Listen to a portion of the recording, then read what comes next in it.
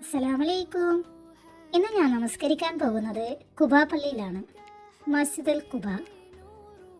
നിങ്ങൾ കുറച്ചു പേർക്കെങ്കിലും ഈ പള്ളിയെ പറ്റി കേട്ടിട്ടുണ്ടാവും.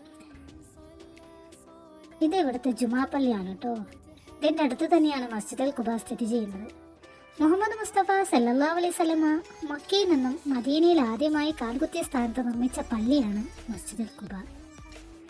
മുഹമ്മദ് സല്ലല്ലാഹു അലൈഹി വസല്ലമ നിർമ്മിച്ചതിന് ശേഷവും കുബാ പള്ളി പല തവണ പുനർനിർമ്മിക്കപ്പെട്ടിട്ടുണ്ട്.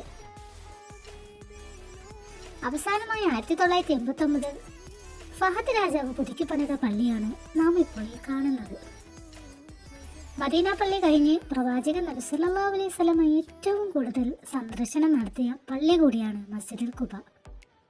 ആരെങ്കിലും ഇവിടെ എത്തി 2 റക്അത്ത് നമസ്കരിച്ചാൽ അത് ഉംറക്ക് തുല്യമാണെന്നാണ് പാഠം.